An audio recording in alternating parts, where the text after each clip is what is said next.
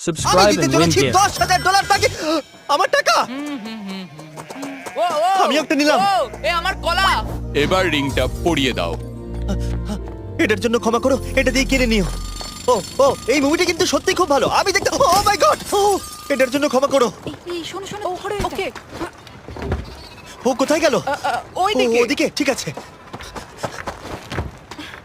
দাও। আরে হেল্প করার জন্য কিছু তো দাও।